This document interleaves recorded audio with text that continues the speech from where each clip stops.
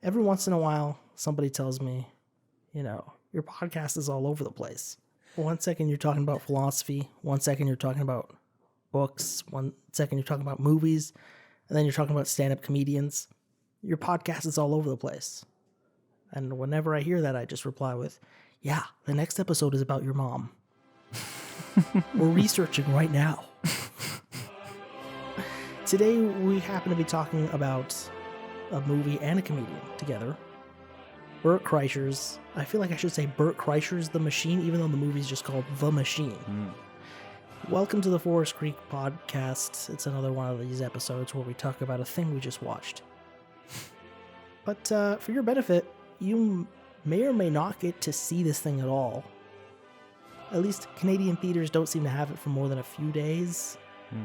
Thursday, May 25th was the special release of The Machine, a film, the plot of which is the famous story told by comedian Bert Kreischer, who acts in the movie and produced the thing himself. I don't know if that's the actual title or the actual credit, but I do know that he's pretty much the whole reason this whole thing is happening. You couldn't make The Machine with anybody else. It's his story.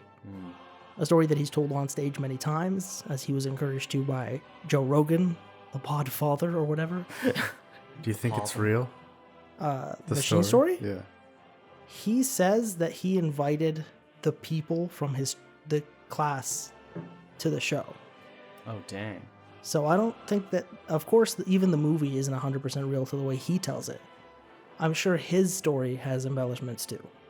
Do I think he robbed his classmates on a train with the Russian mob after a night of drinking and hanging out with Russian mobsters? Did he call himself the Machine? I think it's true.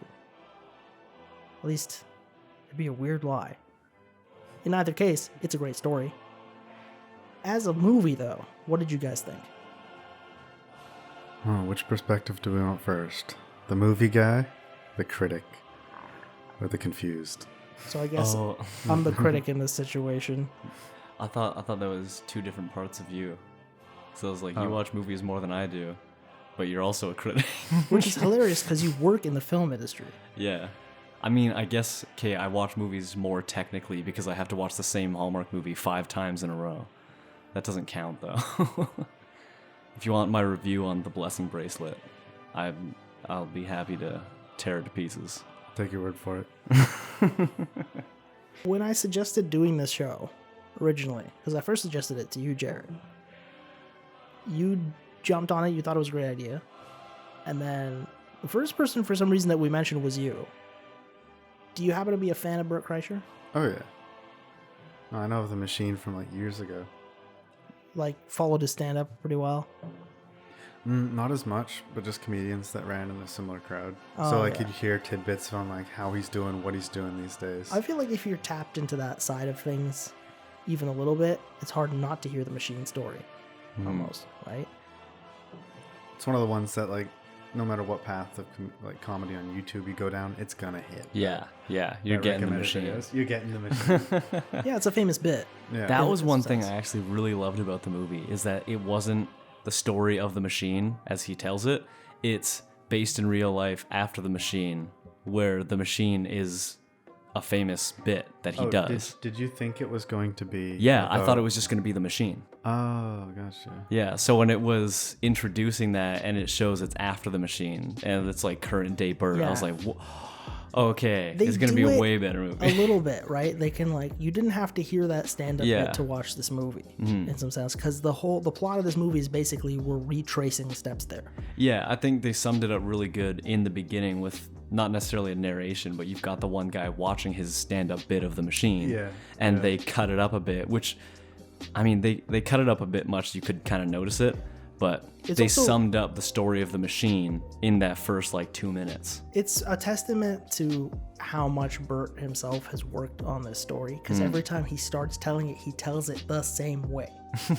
Almost word for word. Notice at the end of this movie, he kind of repeats the same thing, but he says, when I was 40-something years old, my father and I were kidnapped by the Russian mafia, right? So he says it the same way. Yeah. Right. I'm a good I'm an okay guy. Right? What's the? That was so funny. Yeah. That's the other classic part of the bit. Yeah, I'm an okay guy. But yeah, so far as I can go back about Bert Kreischer is like he's a stand-up comedian. He's doing quite well. He's very fun. I think that's one of the things about Bert Kreischer in specific is that his ethos is fun, and it manifests in like drunken escapades, which is the other side. The other ingredient to him is there's fun loving, there's the shirt the machine, off, right, and then there is alcohol. He does this amazing thing. He sat down on a podcast one time and somebody talked to him about drinking because he drinks a lot. Yeah. Right? He's like famously drinks a lot. Like you would just say alcoholic. If he wasn't like a rich comedian, if he had like slipped up somewhere, suddenly the word alcoholic is going to start getting thrown around. No, Matt sent me this bit you're about to talk about, and it's like, he just hypes it up. Goes on this thing. He's like, I could never quit drinking. I love it so much. Yeah. He talks about like, I love watching the sunrise with a cocktail. And I was like, he's like talking like the Blade Runner characters, like I've seen starships on fire. And he's just talking about the romance of like, I like getting on a plane and having a whiskey. Yeah. It's his favorite thing in the world. Listening to him talk about drinking is like, man, I want to drink right now. It's recently it's been making me think about like in ancient Greece there were the worshippers of Dionysus, right, the god of wine. I was like, I wonder if that's like their priest. That's what they thought, you know. But it's like if somebody's ever shown you how much fun drinking can be, it's Bert Kreischer. And like the escapades, you know, the constant thing. They literally have a Netflix show where he just invites different famous people and comedians to a log cabin, and they just do random fun stuff while drinking. Sounds like a small Bohemian Grove.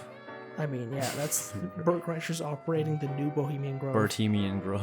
Bertemian Grove. But it's like he could be stuck there too, because now you're famous as the guy who can drink and party. Well, that's kind of the whole. That was the big thing with this movie. Yeah. Figuring out that. It's like I don't want to be that guy anymore. Yeah. I consider myself a little bit of a podcast historian in this part, because I've listened to Joe Rogan long enough to like learn the network a little bit. And it used to happen with Sober October, right? At one point, they started doing a Sober October challenge. The rules are they have to do some kind of fitness challenge, something that's hard to do. They have to completely abstain from drinking and drugs of all kind. So throughout the Sober October, like the first time they did it, they were just kind of teased Bert into it. And he tells the story himself. He's like, he had to take a break from drinking like that for the first time in a long time. It's been interesting to watch them do that a few years in a row. I mean, most recently, Joe has put out the classic podcast. I think they're on like Protect Our Parks number 8 or something today. So good. But that, before they did that regularly, with Shane Gillis, Mark Norman, Ari Shaffir, they would do Sober October with Tom Segura, Bert Kreischer, and Ari Shaffir also. So then Joe List just laughs the whole time. Joe Rogan. No, Joe List. Because he's sober, so. Oh. Oh, man. I feel like I've heard that, but I don't remember it. I need to listen to Joe List more. Yeah, it's pretty good. Watch Tuesdays with Stories. Tuesdays Great with Stories. podcast. Okay. Yeah, Mark Norman and Joe List. But on the matter of it, it's like there's been an interesting evolution with Bert, and is like the one thing I find the most interesting about his ethos, like the grounding body of his work, is like it's the reason why there's so much fun is because there's like a deep buried fear of death. He's like, it's come up a few times in like podcasts, especially like Two Bears, One Cave. That's a podcast he does with Tom Segura, who also like Tom Segura runs his own little network now because he does Your Mom's House Studios. So he runs Your Mom's House, the podcast that started it. Two Bears, One Cave with Bert. I'm sure they're involved in Bertcast too, which is Bert Kreischer's own podcast. All these things actually kind of come up a little bit. Like they show you the Two Bears, One Cave square and it rising on Spotify or whatever of like podcasts. Oh, they do that in the animations in the beginning. So is Bertcast like a solo thing? Yeah. Like, do you have guests on often, or is it just? Yeah. When they do these the guests, it's the two bears, one cave thing. Because sometimes they'll get like a guest and then one of them will take it. And if I find it funny, it's like Tom Segura tends to do the serious guests. Bert Kreischer does the fun guests. Fun Hollywood actor on, it's Bert. You're gonna have someone like Ryan Holiday on, or you're gonna have someone like who's like an intellectual, even like Quentin Tarantino. That's a Tom Segura podcast. But on the topic of the machine, the story is that Bert Kreischer was like a good comedian, and then at one point he told the story, and Joe Rogan started pestering him to tell the story on the podcast. So now the word was out. And then he started showing up to clubs and people would be like, we want you to tell the machine story. And then he starts telling it, and then it goes viral, and then he tells it in a special, and then explodes from there. I think since then he's just been rocketing because he knocks the shows out of the park. He does all these wild projects, whether it's the Netflix show, whether it's this movie, or something else. Like you saw that film reel in the beginning of him just doing wild, crazy things. Yeah, that's real stuff. What was the Netflix show you mentioned? The Netflix show is the show where he's just in a cabin and he invites celebrities and comedians to just do. I didn't know that was a thing. Yeah, they like play games and drink a lot, I'm sure. He even does like a little interview show where he'll invite somebody over and like cook them something. And I saw him do it with Whitney Cummings and Tim Dillon. Oh man. Yeah, that sounds awesome. It was really fun. Yeah. But the point being is like he's rocketed to fame because this story went viral.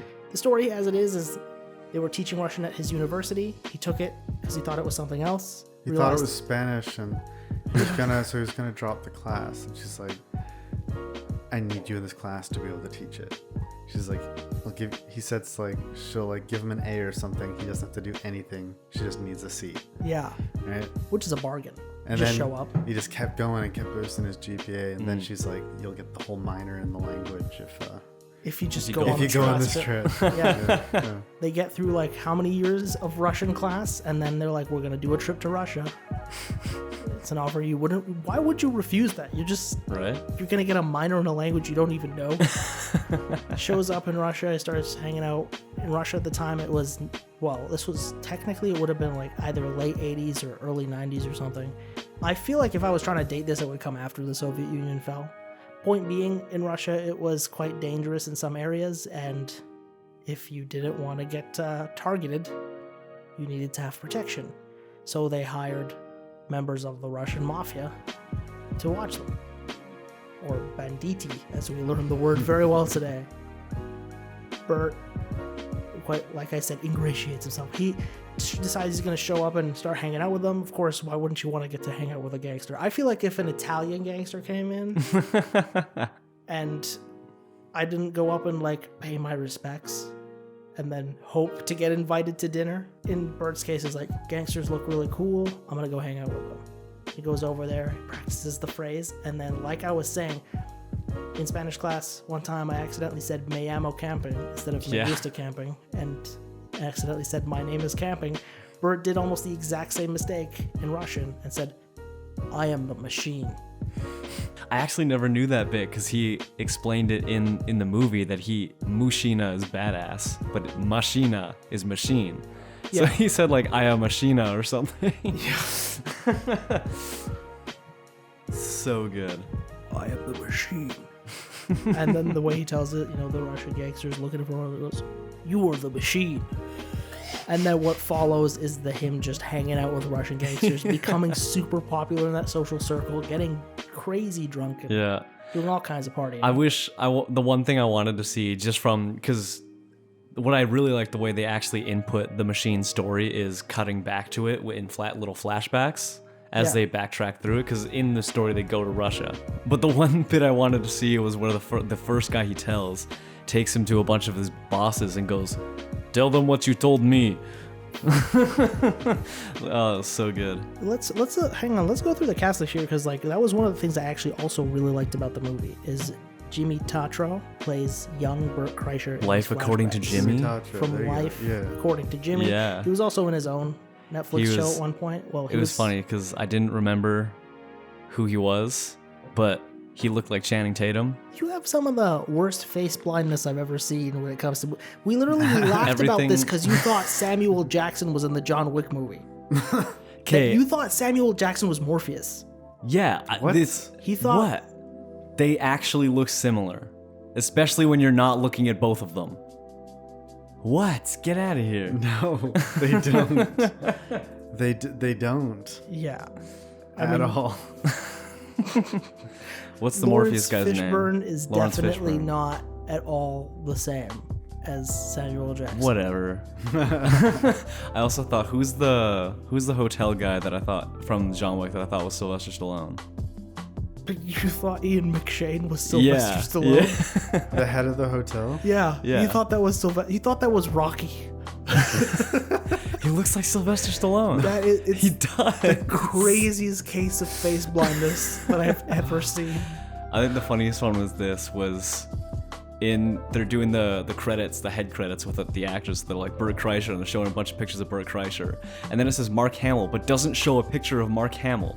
It shows a picture of someone else. I'm like, they've said Mark Hamill, but that's not a picture of Mark Hamill. Yeah. So What was all pictures of? So Bert it threw me off because I was like, oh, that means it's somebody who's just got the name Mark Hamill.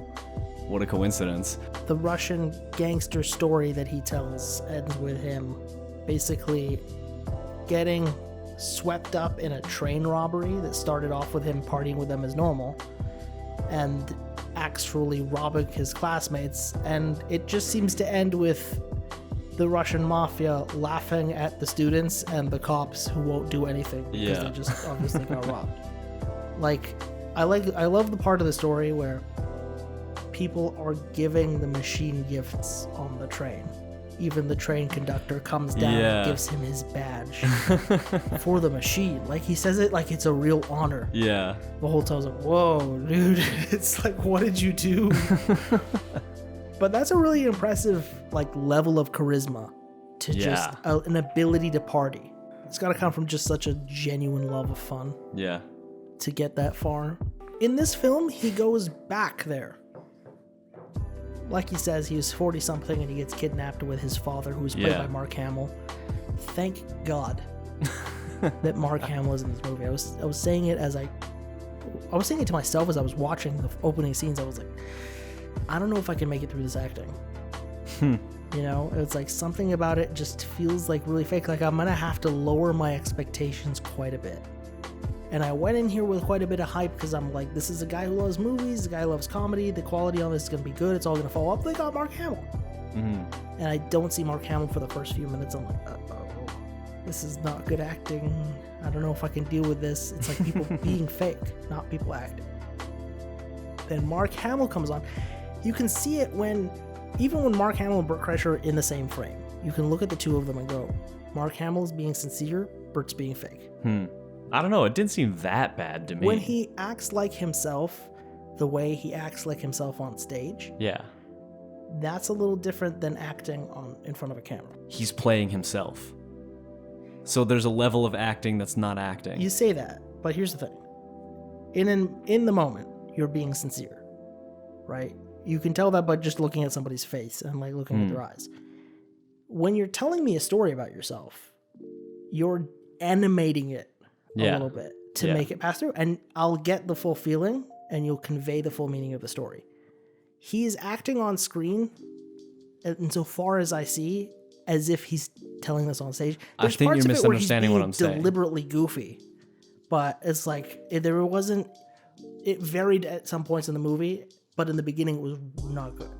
I'll agree with you there because it I don't know, maybe not, because it's just it was like, oh yeah, this is the Bert Kreischer that I see on stage and in podcasts.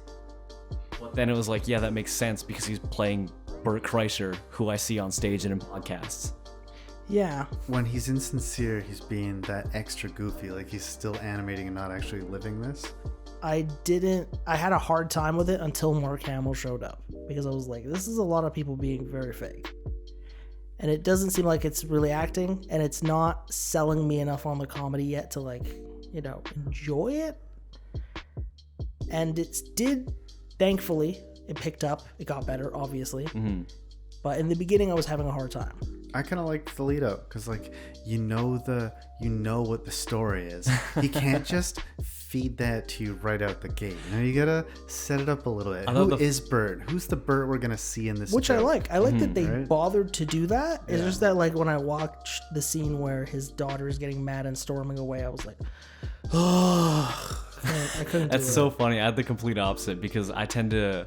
One thing that is nice about a movie like this is that it's well written and at least well acted to the point where I wasn't thinking about plot or technical things. And I actually hit a point where I was like, I'm down to watch a movie about a father getting over his issues and just bringing his family back together. And then the Russian lady pulls out the gun. I was like, oh, right, it's a Russian mafia movie. You go all Hallmark right into it. I was really like waiting for that to show up, to be honest. For me, that scene wasn't about her acting, though. It was look at Bert. He's shameless. He's screaming this in front of that massive party of all the people he invited. By the way, killer line. Hey, Madison's mom. Oh no my husband. Goodness.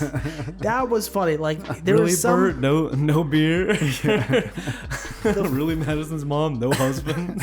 The funniest jokes were the Bert jokes in this movie. Oh yeah, 100%. He was saying that originally he wrote it and it got greenlit and they started, putting it together. And then he heard Joe talk about it, how people hold themselves back and how it makes things a little worse. So he goes back and he rewrites scenes. Oh, dang. To let's inject more comedy and make this funny. I was like, if that Madison's mom wasn't one of them. Oh, that was so good. That was a hilarious. It's like the first one he does that's like aside. Yeah. Yeah. If I have to see him explain the plot of the Nutty Professor in the beginning, I was like, it's a little. I'm torn on that final scene with the "Did I do that?" That was funny. That was actually good. Maybe that's where I'm conflicted. Is like I don't know. It hit a cringe chord in me. I wasn't ready for. I'm 50-50 with you because it's like, on one hand, I thought it was funny, but on the other hand, I was like, really, you just shot your dad and you're not going to turn to your brother who's probably going to kill you next? Like, what? If we want to talk about stupid, unrealistic things in this, he picks up a wooden casino board and uses it to block bullets. I mean, there's the level of suspension of disbelief because it's like that's quite a bit different than. It was casino grade. Yeah. I mean, they also just push over a statue and do kip-ups and all the time and stuff. I guess he didn't. That was hilarious. I was like, really? You're going to get in that kind of position and do an awkward inline upside down? I'll tell you this, bench. People don't appreciate action enough to know how hard he must have worked to do that scene at the end. Where he's shirt off, he's in machine mode, and he's fighting all these guys. That's really hard to choreograph. Yeah. He did pretty well on that. I thought that was great. Yeah. No, that was one bit of suspension of disbelief because I was like, yeah, I know Bert Kreischer's not a freaking ninja that's fighting 3 people at once, but this is hilarious. Dude, when you see the people in John Wick do gun jitsu all over the place, they're doing ballet. Yeah. They learned this thing perfectly. It took them forever. It was like martial arts experts. Dude, that one shot where it goes overhead like a platform. Yeah, and it's all one take. Yeah. And they're looking bird's eye view down at Johnny as he's running through this thing, and they're. Have you seen John Wick 4, Matt? Yeah, was that the flamethrower shotgun? Yeah. You mean when he went Hotline Miami through that building? That's it. Top down, that's it. Yeah, Hotline. He's like... That's exactly the game I thought of. Yeah. I love the Dragon's Breath shotgun scene. It was so cool. But this isn't a John Wick review. Check that episode out. Funny enough we bring him up because there's a lot of pokes at John Wick. Oh, are there? Not pokes we're making fun of it. That whole final scene where he went Matrix on them. Yeah, I guess so. Yeah. Not pokes in the sense that they're making fun of it, but references. Yeah, almost. Yeah. I get when we watch the way that the lady gangster that they're with, Edina, I want to say? Mm-hmm. Evina, I think. Ivana? Evina? Ina, something like that. Russian. She does kind of pull a John Wick. Mm-hmm. In some scenes, when we see her do full action, not explicit John Wick references, obviously, but you're in a place you're in Russia with Russian gangsters, people got guns out. John Wick just closed $1 billion. The franchise just made $1 billion. Dang. That's true. That's good timing for this movie. Yeah, They planned that well. And then they do things like the floating titling. A lot of it, like the locations. Oh, the subtitles. That was so sick. That's John Wick. They did that thing before. They obviously do it a little bit more over the top than John Wick. That's for sure. They definitely did. I loved the subtitling in this movie. It was great. I could have played into the don't make it obviously a non-copy by making it ridiculously huge. I mean, I like that they did do that because it took it like a step further. Mm-hmm. The thing about Bert Kreischer and a Bert Kreischer movie is that it should be loud. It should be over the top. It should be in your face. So I guess like the parts I was like most about were the parts that weren't that. You know? Because like the things I liked the most was like that's Bert making a joke as Bert. Down with that. Yeah. When I see Bert having drama as movie Bert, I'm like, I don't know. I didn't mind it. I liked it. I didn't think it was the only thing I didn't care for was his little drug trip near the beginning. Yeah, picked the perfect that was the one you skipped. You went to the bathroom. Yeah, it didn't make any sense. It's like he knew for a fact it was a like super powerful pop brownie, and he's like, "Oh, I'm hungry. I'll eat this." It was 23 years old. I think that's the better thing to focus on. What? I think the brownie was 23 years old. Anyway, I agree. Anytime they had the flashbacks, the other people referenced it as though he was telling exactly what's going on. So he's completely aware of what this thing is. He was just really hungry. It's so stupid. It's like, you know where you are. Imagine you're starving and you eat half the brownie. And then... Why would I even eat half the brownie? I know what this thing is. This is not the time for that. I get what you're saying. Why take the first bite? You're in Russia in a forest and you just been got pushed out of a train by your father. You're in a Russian forest and now's the perfect time. No. If you're what? Imagine that. What's your life expectancy when that happens? Go wild. Eat the whole brownie. Enjoy yourself. Yeah. Mold and all. A moment to be in touch with yourself. Yeah. You know, that's what he does when he flashes back and meets just gotta stretch your molecules a little bit before you disintegrate. If they hinted that was any part of his thought process at all, that would have been fine. No, I agree. There was, but he's just like, "Oh, I'm hungry. Me eat brownie." You're gonna accept a certain level of stupid with a movie like this. You have to. It's part of the game. It's the joke. It should be stupid. I don't know. Regardless, even brownie bit aside, the actual like in-depth conversation he has with his younger self, it was boring and uninteresting to me.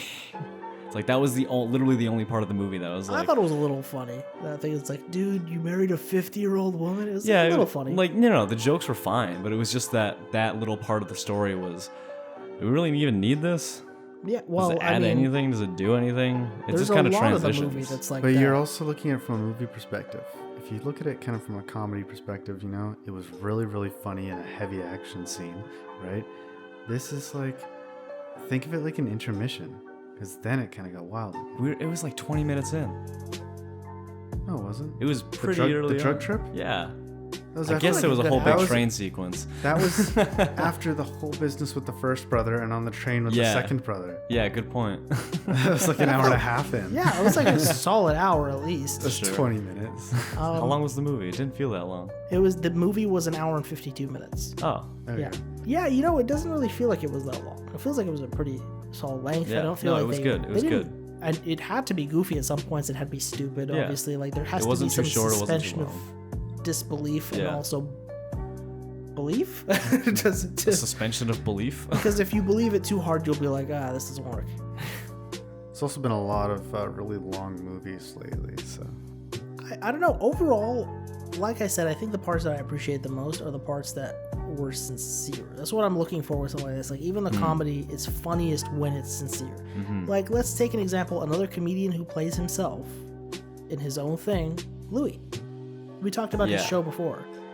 Louis a much better comedic actor, at least in what I've seen. I feel like I'm getting a much higher quality of performance from him. With Bert, it's like I get there's supposed to be camp in this. This is supposed to be goofy. But the parts that are the funniest, the jokes that work the best are the ones that are him, like sincerely.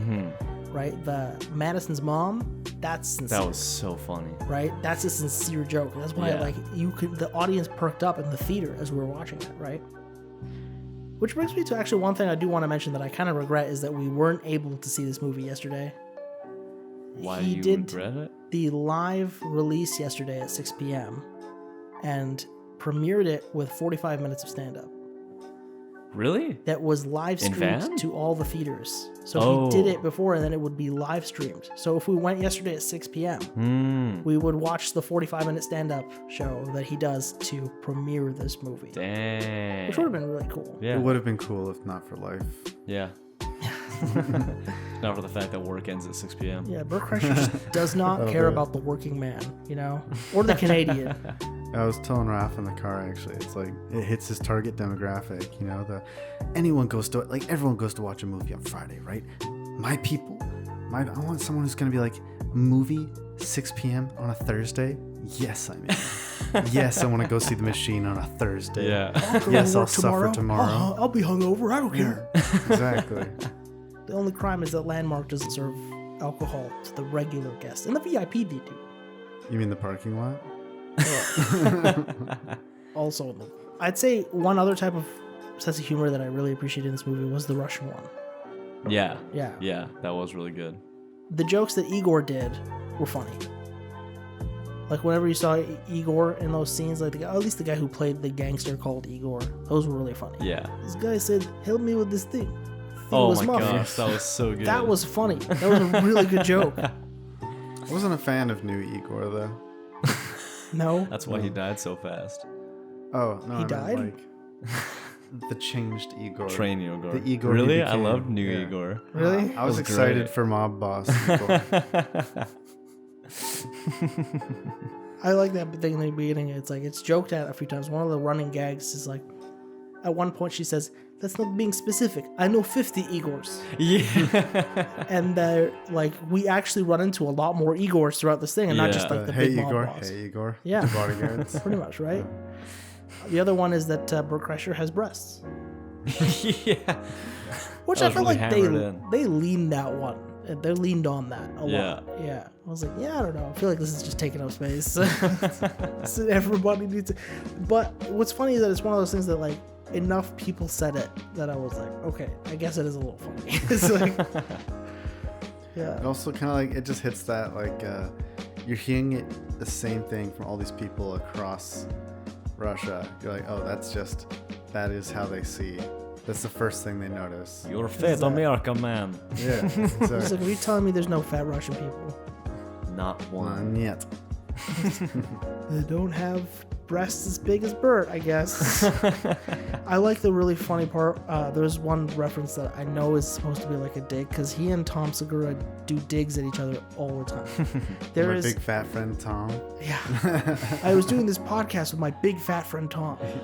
Shoot, I didn't even notice that, but that makes sense now because when they pull up out of the car the one time under the bridge or something, there's a giant piece of graffiti that I laughed at that just said "Tom is fat." Really? Yeah, you didn't see that? Oh my God. It was amazing. I literally burst out laughing in the theater because it just said "Tom is fat" on a wall in big letters, and I was like, "Why is this here?" It's definitely a dig. Like, I've seen Tom Segura do a whole breakdancing music video, like that was well choreographed and put together, and he clearly like learned this whole routine. And then the camera pans over to like a fat shirtless Bert Kreischer just sitting there like, there's one thing that he does that's like, it's Bert face, like when you see him look at the thing, Yeah, like when he does that expression where he's just like gaping at it, like, oh, I didn't know, oh, this is me.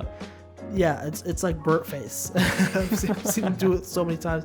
It's like, I know it's like a signature move now. Every time I've seen him do it throughout the movie. So how fat is Tom Segura? That's a funny thing to bring up. I actually was going to say, is that Tom Segura used to be very fat. And then he lost a bunch of weight and just like started looking totally different. It's like you can see him now as like, oh, the guy wears designer clothes. He like looks good in them now. If you watch one of the old stand-up specials, it's like baggy t-shirts, like big dude. Yeah. Watch mostly stories, then watch the newer special, and you'll just see like a completely different person. He does this one bit about it. It's like, people come up to me all the time. They ask, "How did you lose so much weight?" I tell them it's very easy. You just have to stand in the mirror every morning and just look at your reflection and be like, "I hate you."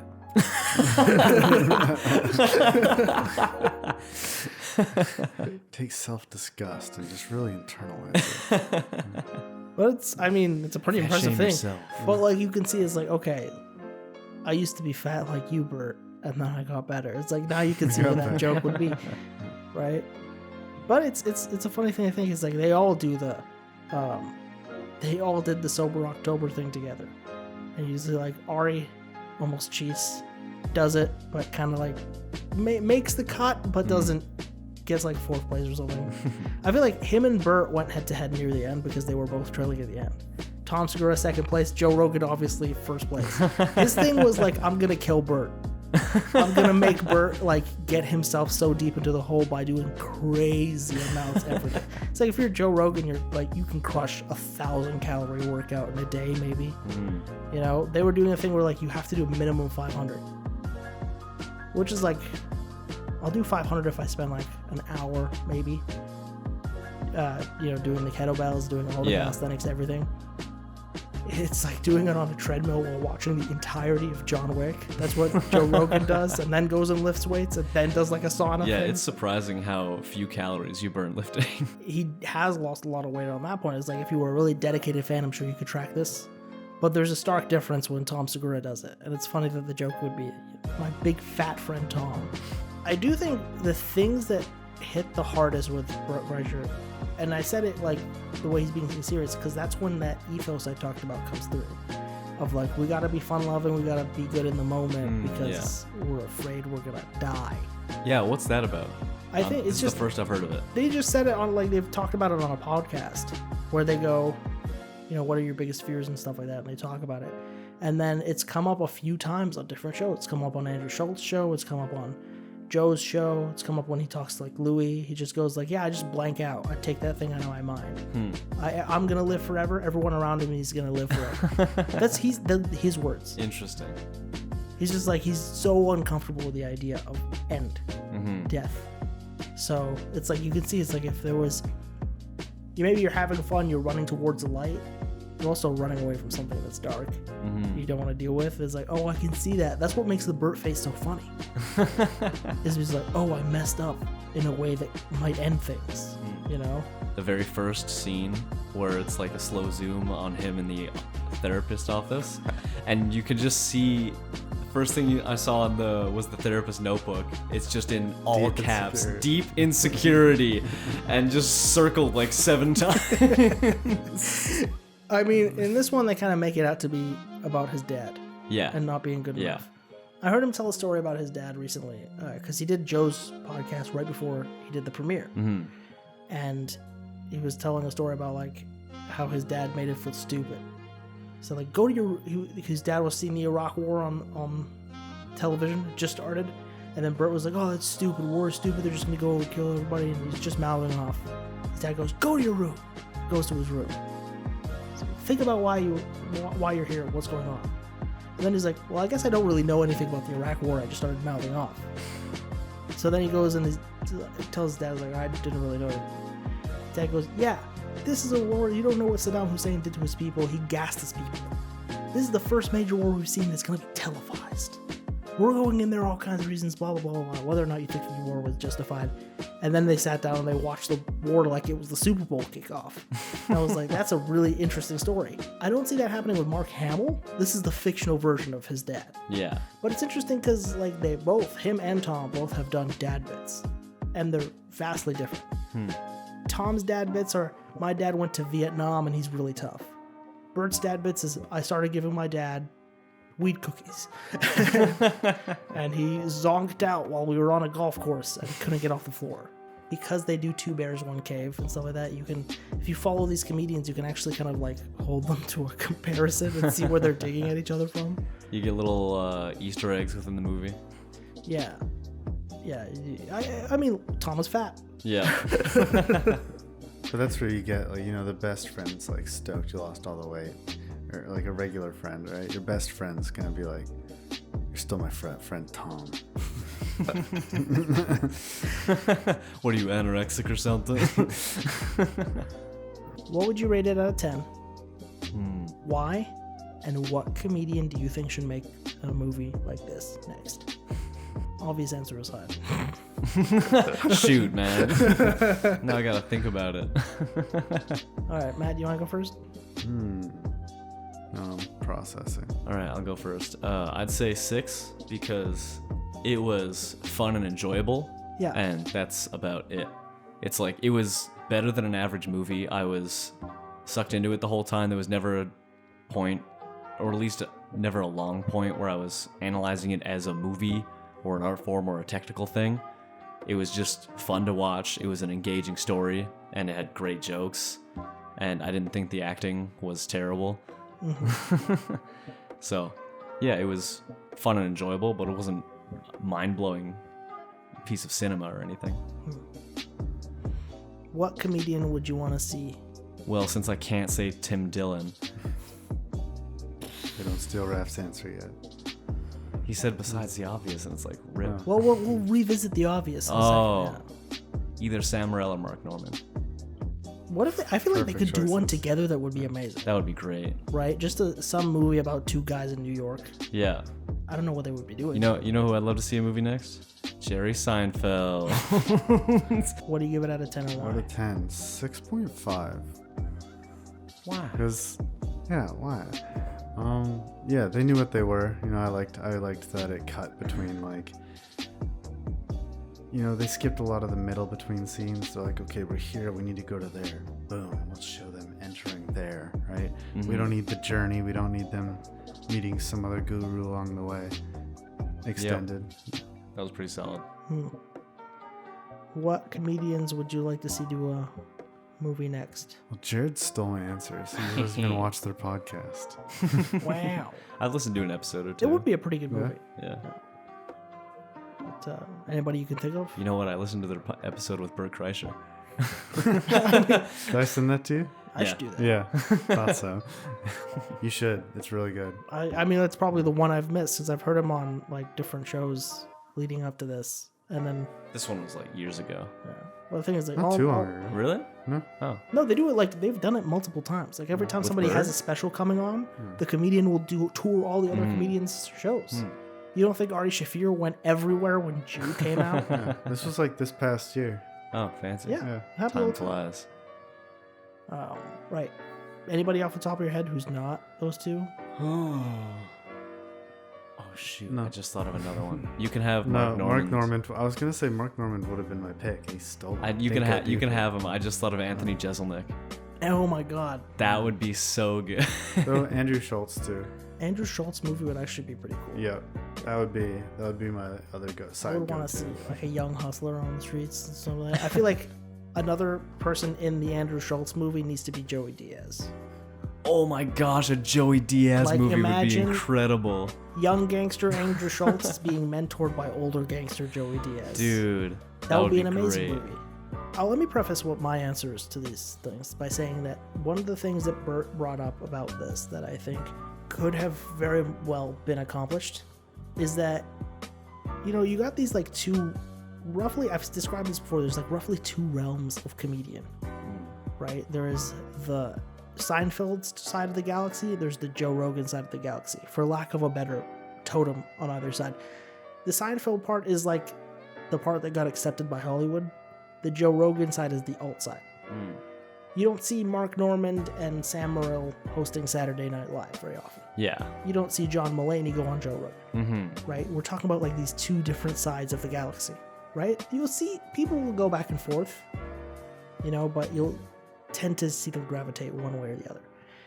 The Hollywood side makes movies. Amy Schumer has Trainwreck, for instance. There's a zillion Kevin Hart movies. I mean, how are you grouping these comedians? Because I just said, I was like, Mark here's Norman these two didn't- solar systems. Okay. The Hollywood solar system and Yeah. then the Joe Rogan solar system. And some of them, they intersect in orbit, but, you know, they're not. Oh, gotcha. the Okay, from the gravity's- popularity set. So Yeah. it's like Mark Norman and Joe List are basically like Seinfeld, like down the family tree as far as styles. Right, but we're talking about like. Yeah, not styles, more like Yeah. popular culture acceptance, what sphere they Yes. land Yeah. in. No, they will definitely be canceled. Yeah. If they No. I on think the podcast. Ari Shaffir would be a killer in a movie, but you'd never see him in the Hollywood side of things. Yeah. Yeah, he's untouchable to them, I guess. I can't remember. Yeah. So- you mentioned that it's in one of the podcasts. Yeah. Well, The thing about Bert's movie, The Machine, is that it's an effort by one of the people in the Joe Rogan solar system to make a serious movie and put it out. I say serious, I mean like a full feature film with a studio, and it's like well directed, and it's like comparable to things that we've seen in the 80s. Yeah. Right? Comparable to the Eddie Murphys and the Martin Lawrences and all this stuff. It's like it is in the realm of succeeding there. And it would open the door for other comedians like we just talked about to make movies like this. I think it still did that, but to do that well, it had to get above a 7, and I would give it a 6. But you know what we did to help was buying those tickets, you know? Yeah. Because I can also see for future ones, even if the rating isn't killer on this one, if it makes enough money, right? It's not. Then it'll prompt people to think it's going to be, oh, maybe I will invest in this comedian's movie. Yes. You know what could maybe bump it up to a 7 for me is rethinking about the fact that he took the Machine story and didn't just make a movie about that. They actually made a coherent movie that had it was its own movie based on that story that involved it and went further than it. That puts it above a 5 for me. I guess I'm thinking of it in the I like to use the YMS ranking system of 1 to 10. Yeah. Which is 5 is just the absolute average of congratulations, you made a movie. And anything that makes it a bad movie goes negative. Anything that makes it a good movie goes positive. In any case, yeah, I'd give it a 6. I don't think it did bad enough for nobody to try this again. Yeah. But it didn't do good enough for like, oh, we'll greenlight you right now. Yeah. I think it's going to end up on Netflix. People yeah. will enjoy it again there. I think a lot of people did go see this because a lot of people are his fans. I think a lot of people are Rogan's fans. I think a lot of people are fans of Norman and Morrill, that they'll go and see this movie, right? I hope it does open the door for more people to keep trying, because a lot of these comedians, like, when you get to that level of success with stand-up, what other worlds are there to conquer? You know, when you look at Bert Kreischer, it's like he did the Travel Channel, he does this Netflix show, he does like all these things. He's not just a stand-up comedian anymore, he's like a media personality, right? That's one of the things that happened with podcasting, because like it introduced, here's another dimension for a comedian to thrive in. Yeah. And now you thrive in this stuff well enough, it opens the door. Now you have enough of a budget to do a movie, right? So I think it's within the well within the realm of possibility for more comedians to make movies and stuff like this. I hope that more of them do try it, whether or not at the end of the day this like really crushes the box office. Because I like we just said, there's a lot of awesome movies out there that can happen. There's a whole comedian universe of movies, and I would rather watch that than Marvel any day. Oh, 100%. Easily. I mean, we're tired. We're tired of Disney. We're sorry. We're tired. It's rumored that within Hollywood right now, the hottest commodity is Tim Dillon. That would be incredible. But if you think about it, much in the same way that Ari Shaffir was, he's not touchable to them. He's like, this is too dangerous. We can't agree with this. He's kind of right-wing to us, which is funny. But because he's also like, he goes between, swings the pendulum all the time. It's like, but you're not allowed to go over to one side if you're in Hollywood. You know, you kind of have to stay around the place that we can still put Pfizer commercials within the middle of the Saturday Night Live. Suddenly every tweet has a PR manager. You can't get that famous if you talk that much about Hillary Clinton.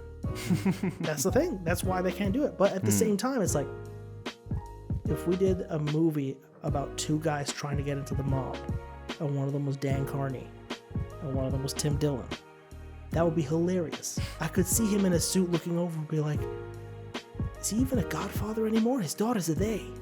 His daughter's a they, Tony. I could see that, you know? We could definitely, I hope to God, I'm sure somebody's already done it, but to put Joey Diaz and more stuff on screen. That would be incredible. He just has a very good on-screen face. He could rock it, right? Yeah. I hope Andrew Schultz starts taking the leap, because he's already very good in front of camera. And I think he could manage it very well, and I actually think he can manage the sincerity to pull off like high quality. Someone who's already stepped into this realm is Louis. We mentioned it in the car.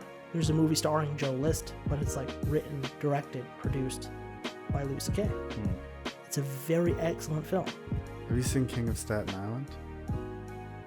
Pete, here's the thing about Pete. Yeah. Hollywood side. Gotcha. Yeah. So it's like, I have no doubt that it's well done. Yeah. Right? Just like theatrically, cinematically, it's like Trainwreck is well done. Do I like Amy Schumer? Yeah. Right? It's like I like Bill Hader, but again, Saturday Night Live people. They're all Hollywood people. Yeah. You know? I mean, you're just talking about Louis C.K. right before. Used to be Hollywood. That's an interesting one, right? Okay, but you don't get the privilege of being Did he used to in be the underprivileged side just because you jerked off on people. Did he used to be Hollywood? He just did Madison Square Garden. My point in illustrating that earlier is not to say like, oh, this is one side and one side and front. It's No, not. you already that built at the all. wall. We're defending now. It's too late to go That's back. a good investment. I guess he defected from Hollywood or whatever Yeah. after he jerked off in the thing. Just, yeah, we tell that story in our Louis Defected if it was episode. involuntary.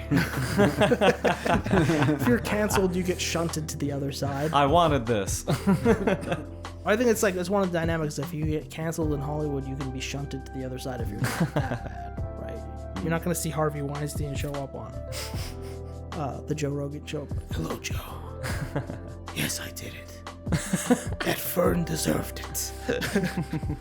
Chris D'Elia got introduced to a podcast that way. Just Chris D'Elia's interested. Another Yeah. interesting case because he got shunted from that Joe Rogan universe. Oh, really? Well, kind of like when that stuff came out about him. But yeah, because like he got canceled and then made his way back up. This guy's like, you know, not many people make it to Hollywood, let alone twice. You know, and that was his intro to the podcast. Yeah, but for the machine to do this, to open the gateway to like show people and show the Hollywood investors that movies like this are worth it. Yeah. I think it didn't fail. It didn't succeed. It's definitely like, I think it gives a step. It's a step. Because now it's like a comedian can go, hey, look, this guy did this. I'm at least near his level in terms of stand-up comedy and podcasting. I can do it. Here's my script. Yeah. And they've got I think they'd have a much better chance now. And there's more and more money in this side of things. Yeah, I guess that's the biggest thing is just how much is this going to make? Right. Because, like, hey, you had enough in the budget to get Mark Hamill this time? Mm-hmm. That's not nothing, man. That's a pretty big deal to get freaking Luke Skywalker to show up in your thing, right? But they're gonna weigh your content too. Yeah, definitely. Like look at the. Well, yeah, you that's can't where, just weigh it against. Look, the machine made money, but well, like no, look yeah, at the that's story where of the machine. this It's a isn't. This legend. movie isn't. Raph said it's not an open door, green light, whatever. A comedian wants to do whatever they want. It's a step of it's going to be a softer blow when the comedian comes up and goes, I want you to do my script. You know what else it's impervious to? Right now in Hollywood, there's a giant writer's strike going on. Oh yeah. Where they're having trouble like launching the projects and gearing them up and like doing them because the writers are all striking and they're like refusing to work and they're like, don't put this out. Like the Deadpool movie's having a hard time right now. Isn't it a Deadpool movie? They're doing Deadpool 3 right now, Oh. and they launched production. They're like, whatever, we're gonna go without the writers and just see what happens. You know, 'cause Isn't that okay since ChatGPT writes better now? that's one of the things they're striking about. Is the fact that they don't want people to do first drafts with ChatGPT. If anything, I would say the best thing to do with ChatGPT is make it do the first draft and then you do better on top of it, right? But that's one of the things that they're striking about. They have all these terms about AI trying to fly around. But Bert Kreischer's immune. He wrote it himself. Did he? Him and whatever comedians they got up there. It's like, obviously they probably had somebody look at the script and be like, okay, this is doable, this is not. Ghostwriter Dan Harmon. Ghostwriter Microsoft. Hollywood. There was one technical issue I did have with this movie. There's at least 2, maybe 3 or 4 shots that were stuttering. I was like, really? And initially, most of the time when I see stuttering shots, I'm like, yeah, who knows? Maybe it's my monitor, maybe it's the playback, maybe it's whatever. Then I thought, I'm in a movie theater right now. If there's ever going to be a time where I know exactly what the shot is supposed to look like, it's right now. See, people in Hollywood don't make that mistake. Well, like those Hollywood crews don't typically make that same mistake. Their infrastructure on that side is very airtight. The concept side of them I can't speak to. I don't know how many of these things I can see again. We can only really do one. Let's not greenlight that many movies. We don't need Chelsea Handler's film. We're good. But I will say, the thing that really knocks like Bert Kreischer's film very entertaining. I've said this about a few movies that I've seen before. It's like it can be an entertaining movie without being a good film. It's not a good film. It's an entertaining movie. Yeah. I think if it really wanted to blow everything else out of the water, it can be both. Be a good film and a good movie. You know, we could watch a dozen of those all day. That's like, you know, when you see Jojo Rabbit. When you see a Taika Waititi film, like we saw a trailer for that as we were sitting down. It's like, that was funny and it was awesome. Well done. I couldn't see a longer version, more fleshed out of The Machine. It doesn't have to be longer. Yeah. We're just talking about like raise the quality level. Yeah, in terms of like cinema as an art style. Yeah. Yeah. So you can do that and be funny. Yeah, because there were quite a few like serious dramatic themes in terms of like family issues being passed down through generations and coming to terms with things and fixing and whatnot. Yeah. Emotions and all that. Yeah, so it's like there's various themes that are there and they're talked about and they're addressed to a degree. It's also not like the cinematography wasn't blowing my mind with, whoa, look at the visual language that's going on here. They don't even need to talk and I know exactly how everybody's feeling. Yeah. It's like there wasn't really any of that going on. They did do some fun stuff with the lighting near to the end. I'll say that. Like they replicated some John Wick lighting here and there. Oh, did they? Or like, you know, when he kind of falls out into the street and you see like the street is like wet because of rain. Oh yeah. And then you can see the colors from outside are still reflected. It's like you can see some of that. One thing I was really wondering how they did it was in the train scene when they would flash back to Life According to Jimmy, and then it would simply the camera would move behind everybody and then the lighting would change back to blue. And it was Bert Kreischer, Regular Day with Dad and Russian Lady. I was like, I wonder if that was all one set. Every actor was there, or if there was some sort of VFX, or if there was some trick going on, or if it was they just had the whole set and changed the lighting and had it all transitioning. That would be really interesting to find out, because that part was really well done. I did like a lot of the cool transitions, like when you're seeing the plane fly across the night sky. Yeah, and turns into that like was a line so of coke cool. that somebody's snorting. Yes, that looked like really. That blew my mind. I was Yeah. like, how the heck did they do this? Yeah, so like there's stuff that they did do very well. Yeah, right? I think it's like just go all the way. Go pull out all the stops. Do it really well, because like if you took the time in editing to like. You took the time in cinematography to pick really nice angles and get really beautiful looking shots, and then you took the time in editing to like let us see and take in those shots. Yeah. Instead, there'd be like a couple quick cuts, like somebody's not, you know. If they had more the coloring of Bullet Train, because Bullet Train was a gorgeous movie. It was an excellent film. Yeah. Bullet Train was highly entertaining and a really good film. Beautiful. Right? Made me attached to the characters. Yeah. Yeah. It's like, see, that's what I'm talking about. If you take that level of production and put it on top of Bert Kreischer being funny and telling this story and like doing this stuff. So Bert Kreischer's The Machine. Good time. I enjoyed it. Yeah. Enjoyed it. There was definitely some good laughs in there. This is something I kind of appreciate, that it's like it's not so raunchy that it's like impossible to watch with your family. You know, provided that everybody's over 18. No, I could watch that with my parents. Yeah. There's some stuff that you cannot. I could not watch Tenacious D and the Pick of Destiny in the company of my parents. I'll tell you that. Why? Which scene? Tenacious D and Give me one push up. Which scene would be your least favorite to have to watch with the family? Probably the one where they're in the rock off with the devil, and the devil's literally doing thrust movements towards the camera and just letting the genitals like flop in front of it.